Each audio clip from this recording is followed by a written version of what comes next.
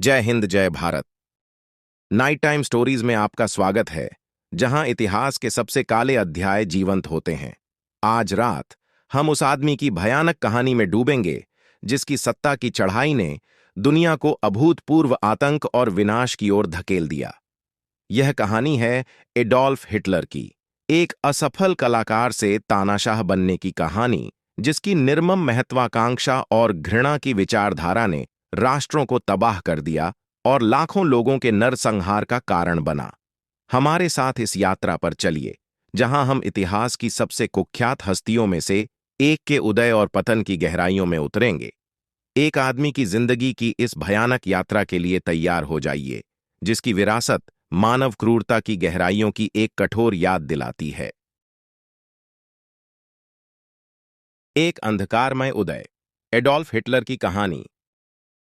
1879 की एक ठंडी वसंत की दिन ऑस्ट्रिया हंगरी के छोटे से शहर ब्रोनाउ एम इन में एक बच्चे का जन्म हुआ जिसका नाम एडोल्फ हिटलर था।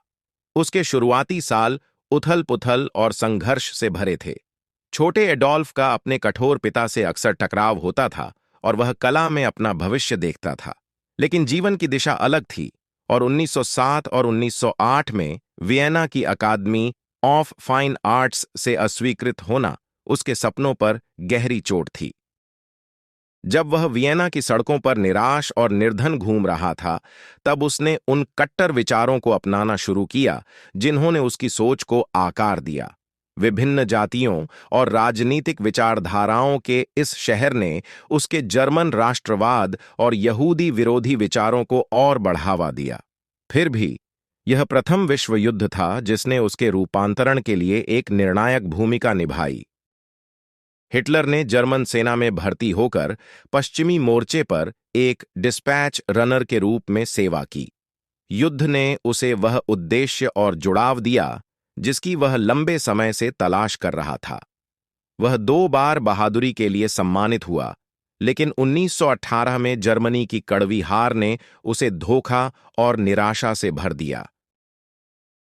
वर्साय की संधि और उसके बाद आर्थिक पतन ने उसके क्रोध को और बढ़ा दिया। युद्ध के बाद के उथल-पुथल भरे समय में हिटलर ने जर्मन वर्कर्स पार्टी डीएपी में एक नया घर पाया, जिसमें वह 1919 में शामिल हुआ। उसकी वक्तृत्व कला और तीव्र राष्ट्रवाद ने उसे पार्टी के शीर्ष पर पहुंचा दिया, जिसे अब national socialist German workers party NSDAP या नाजी पार्टी के रूप में जाना जाता है। नवंबर 1923 में हिटलर ने म्यूनिक में असफल बियर हॉल पुट्श का नेतृत्व किया। गिरफ्तार होकर जेल भेजा गया, जहां उसने मीन कैम्प मेरा संघर्ष नामक पुस्तक लिखी, जिसमें उसने जर्मनी के भविष्य के लिए अपनी दृष्टि को प्रस्तुत किया।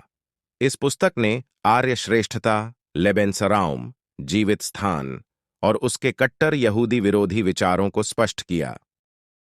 रिहाई के बाद हिटलर ने नाजी पार्टी का पुनर्निर्माण किया। जर्मनी की आर्थिक समस्याओं और राजनीतिक अस्थिरता का फायदा उठाकर उसने व्यापक समर्थन प्राप्त किया। 1932 तक नाजी पार्टी राइक्सटैग में सबसे बड़ी पार्टी बन चुकी थी। 30 जनवरी 1933 को एडोल्फ हिटलर को जर्मनी का चांसलर नियुक्त किया गया। सत्ता में आते ही हिटलर ने तेजी से अपनी तानाशाही स्थापित की। फरवरी 1933 में राइक्सटैग आग ने उसे राजनीतिक विरोध को कुचलने का बहाना दिया। अनबलिंग एक्ट के माध्यम से उसने विधायी शक्ति प्राप्त की, जिससे राइक्सटैग अप्रासंगिक हो गया। 1934 में लंबे चाकुओं की रात के दौरान एसए के नेतृत्व की हत्या करके उसने अपनी सैन्य शक्ति को मजबूत किया। अगस्त 1934 में राष्ट्रपति पॉल वॉन हिंडनबर्ग की मृत्यु के बाद हिटलर ने चांसलर और राष्ट्रपति के पद को मिलाकर खुद को फ्यूहरर घोषित किया। उसके शासन के तहत जर्मनी ने एक कठोर परिवर्तन देखा। नाजी शासन ने आक्रामक राष्ट्रवाद, सैन्यवाद और नस्लीय शुद्धता को बढ़ावा दिया। यहूदियों और अन्य अल्पसंख्यकों के उत्पीड़न ने होलोकॉस्ट की भयावहता को जन्म दिया। हिटलर की विस्तारवादी नीतियों ने जल्द ही दुनिया को एक विनाशकारी संघर्ष में धकेल दिया। 1 सितंबर 1939 को जर्मन सेना ने पोलैंड पर आक्रमण किया, जिससे द्वितीय विश्व युद्ध का आरंभ हुआ। ब्लिट्जक्रेग रणनीति का उपयोग करते हुए जर्मनी ने जल्द ही यूरोप के बड़े हिस्से पर कब्जा कर लिया। 1940 में फ्रांस गिर गया और ब्रिटेन को बैटल ऑफ ब्रिटेन के दौरान निरंतर हवाई हमलों का सामना करना पड़ा। प्रारंभिक सफलताओं से प्रेरित होकर हिटलर ने पूर्व की ओर रुख किया। 1941 में उसने इतिहास के सबसे बड़े सैन्य आक्रमण ऑपरेशन बारबरोसा का शुभारंभ किया, जो सोवियत संघ के खिलाफ था। प्रारंभिक विजयों के बावजूद यह अभियान सोवियत संघ की तीव्र प्रतिरोध और कठोर सर्दी के कारण विफल हो गया। जैसे जैसे युद्ध आगे बढ़ता गया, हिटलर के फैसले और अधिक विचलित हो गए। 1942-1943 में स्टेलिनग्राद की लड़ाई ने एक निर्णायक मोड़ लिया। जर्मनी की विनाशकारी हार ने नाजी अजेयता के मिथक को तोड़ दिया। साथ ही जापानी हमले के बाद संयुक्त राज्य अमेरिका युद्ध में शामिल हो गया, जिससे मित्र राष्ट्रों की शक्ति बढ़ गई। 1944 तक युद्ध का रुख पूरी तरह से जर्मनी के खिलाफ हो गया था। मित्र राष्ट्रों ने नॉरमंडी पर आक्रमण किया और 6 जून 1944 को डी डे ने पश्चिमी मोर्चा खोला। सोवियत सेनाएं पूर्व से निरंतर आगे बढ़ती रहीं। इन बढ़ते दबावों के बीच हिटलर अधिक एकाकी हो गया, बर्लिन में अपने बंकर में शरण ली। अपने अंतिम दिनों में जब सोवियत सेना बर्लिन को घेर रही थी, हिटलर हार के प्रति इनकार में बना रहा। 30 अप्रैल 1945 को अपरिहार्य गिरफ्तारी का सामना करते हुए उसने और उसकी पत्नी ईवा ब्राउन ने आत्महत्या कर ली। उनकी लाशों को जल्दबाजी में उनकी निर्देशानुसार जला दिया गया।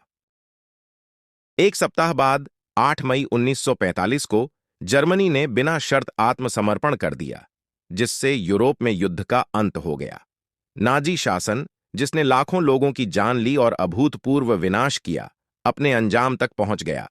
उसके बाद हुए नूरेमबर्ग ट्रायल्स ने नाजी अधिकारियों को युद्ध अपराधों और मानवता के खिलाफ अपराधों के लिए न्याय के कटघरे में खड़ा किया।